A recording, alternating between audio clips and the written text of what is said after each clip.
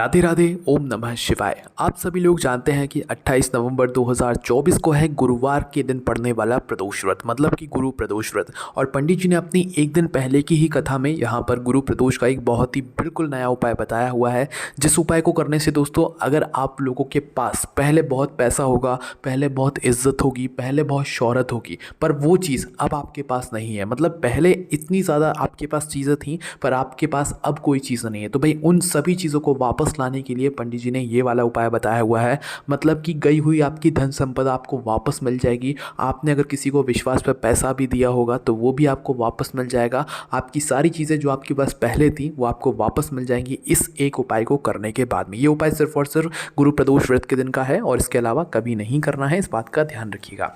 तो गुरु प्रदोष व्रत के दिन एक लंबी बत्ती और एक गोल बत्ती वाला ये उपाय है। इस उपाय में वेस्ट करना क्या है आप लोगों को, सबसे पहली चीज़ ये वाला जो उपाय है ये घर की माताएं बहनें भी कर सकती हैं और घर के जो पुरुष होते हैं वो भी कर सकते हैं। पर करना किसको है, जिसको अपनी गई हुई चीज़ें वापस चाहिए। जैसे कि पुरुष हैं, भाई उन लोगों ने किसी को पैसा दिया होगा, वो आपको पैसा वापस नहीं कर रहा है तो आपको ही ये वाला उपाय करना है। और अगर वो नहीं कर पा रहे हैं तो फिर घर की जो बड़ी माता बहन है उनमें से कोई भी एक माता बहन इस वाले उपाय को कर सकती है। पर घर के सभी सदस्यों को उपाय को नहीं करना है, घर का कोई एक बड़ा मुख्य सदस्य ही उपाय करेगा, सभी लोगों को नहीं करना है, इस बात का ध्यान रखिएगा। ठीक है, तो करना क्या है, सबसे पहले इस उपाय में आप लोगों को एक दीपक तैयार करना है जो कि कुछ अलग प्रकार का दीपक है। इस दीपक में आपको एक रखनी है लंबी बत्ती, एक रखनी है गोल बत्ती, और उपाय का नाम ही एक लंबी बत्ती और एक गोल बत्ती वाला उपाय है। ठीक है, तो एक आपको मिट्टी का दीपक लेना है, मिट्टी का नया पुराना जो दीपक हो वो ले लेना है। मिट्टी का ना हो तो आटे का बनाना है, मुख्य रूप से मिट्टी का ही आपको लेना है। उसके अंदर आपको एक लंबी बत्ती रखना है, लंबी बत्ती किसी एक साइड रख देना है और गोल बत्ती दीपक के बीचों बीच रख देना है। इस दीपक के अंदर शुद्ध देसी गाय का घी डालना है और चाहो तो बत्तियों को भिगोकर भी इस दीपक के अंदर रख सकते हो, अन्यथा घी ऐसा का ऐसे ही आप लोग डाल दीजिएगा। ठीक है, इसके बाद में इस दीपक को तैयार करने के बाद आपको 3 बेलपत्र अपने साथ में रखनी है जो कि उपाय में हमें काम में आने वाली हैं। अब दोस्तों जो उपाय होगा वो गुरु प्रदोष व्रत के दिन मतलब 28 नवंबर के दिन शाम के समय प्रदोष काल में होगा। मतलब कि शाम को 6 बजे से लेकर 7 बजे के बीच में, थोड़ा बहुत लेट भी जाओ तो 7:30 बजे से पहले पहले आप लोग अपने इस वाले उपाय को कर लीजिएगा। उपाय कहाँ पर जाकर होगा, भगवान शिव जी के मंदिर में जाकर होगा, वो भी प्रदोष व्रत के दिन, प्रदोष काल में, वही गुरुवार के प्रदोष व्रत के दिन मतलब 28 नवंबर के दिन।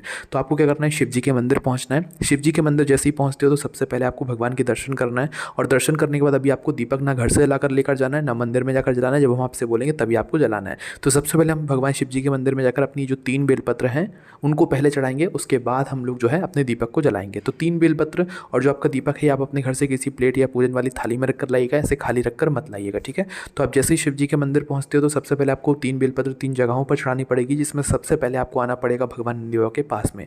अपनी 3 बेलपत्र में से पहली बेलपत्र उठाना और पहली बेलपत्र को आपको भगवान नंदी बाबा के उस स्थान पर चढ़ाना है जो कि शिवलिंग का एक रूप होता है। मतलब कि भगवान नंदी बाबा के ऊपर, पीठ के ऊपर आपने देखा होगा एक ऊंचा सा भाग होता है जो कि शिवलिंग का ही एक भाग होता है, शिव जी का ही एक रूप होता है। तो भाई नंदी बाबा की पीठ पर उस ऊंचे से भाग के ऊपर आपको अपनी पहली बेलपत्र चढ़ानी है। आपने देखा होगा नंदी बाबा के पीठ पर एक ऊंचा सा भाग होता है ना, नंदी बाबा के सभी नंदियों की जो है पीठ पर एक ऊंचा सा भाग होता है। तो भगवान शिवलिंग के सामने जो है, सामने जो नंदी बाबा बैठे हुए थे उनकी पीठ पर भी एक ऊंचा सा भाग होता है। तो पहली बेलपत्र आपको वहाँ पर चढ़ानी है। बीच वाली बड़ी पत्ती का मुख शिवलिंग की तरफ होना चाहिए, इस तरीके से उस ऊंचे वाले भाग पर, शिवलिंग वाले भाग पर नंदी बाबा की पीठ के ऊपर जो है आप लोगों को पहली बेलपत्र चढ़ानी है। तो अब आपको अपनी दूसरी बेलपत्र लेकर आना है भगवान शिव जी की शिवलिंग के पास में। और शिवलिंग के पास में आने के बाद दोस्तों जो माता पार्वती जी का हस्तकमल होता है, मतलब शिवलिंग रखा होता है जलाधारी के ऊपर, तो शिवलिंग के गोलम गोल का जो जलाधारी का भाग होता है वही होता है माता पार्वती जी का हस्तकमल। तो उस माता पार्वती जी के हस्तकमल पर आपको अपनी दूसरे नंबर की बेलपत्र को चढ़ाना है। ठीक है, उसके बाद में आप बारी आती है तीसरे नंबर की बेलपत्र की। तो तीसरे नंबर की बेलपत्र आप लोगों को लेना है और इस तीसरे नंबर की बेलपत्र को सीधा भगवान शिव जी की शिवलिंग के ऊपर चढ़ाना है। ठीक है, तो शिवलिंग के ऊपर आप लोग जैसे भी बेलपत्र चढ़ाते हैं वैसे ही ये तीसरे नंबर की बेलपत्र चढ़ा दीजिएगा। तो इन 3 बेलपत्र को सबसे पहले आप इन 3 जगहों पर चढ़ाइएगा। जैसे ही आप लोगों की ये 3 बेलपत्र चढ़ जाती हैं उसके बाद में अब आप अपने जो दीपक है उसको जलाइएगा। दीपक को कैसे जलाओगे, सबसे पहले जो आपकी लंबी बत्ती है उसको एक तरफ से जला लीजिएगा और उसके बाद जो आपकी गोल बत्ती है जो कि बीचों बीच रखी हुई है उसको जला लीजिएगा।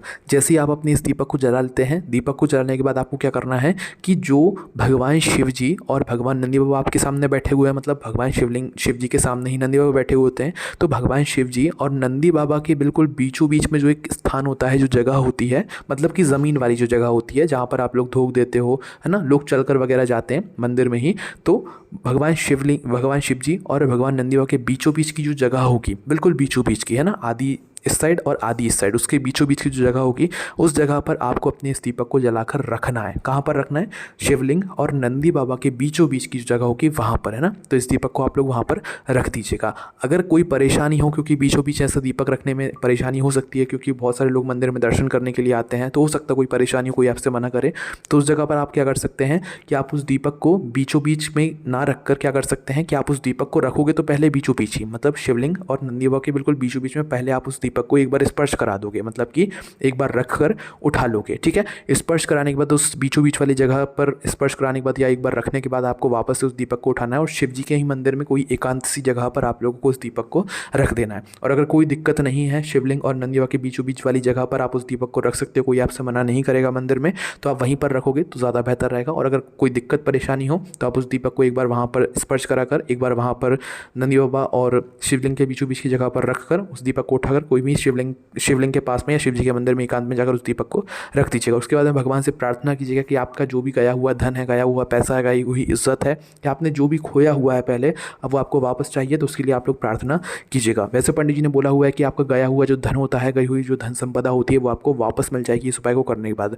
अगर किसी ने किसी को पैसा दिया हुआ है विश्वास के दम पर और अभी तक आपका पैसा आपको वापस नहीं मिल रहा है और उसका फ़ोन वोन भी कुछ नहीं लगता है, तो आप ये वाला उपाय करके देखिए, आपको आपका पैसा ज़रूर वापस मिलेगा। बाकी यहाँ पर ये वाला उपाय पूरा हो जाता है। कोई भी आपको समस्या है हमसे कमेंट करके पूछ सकते। राधे राधे, ओम नमः शिवाय।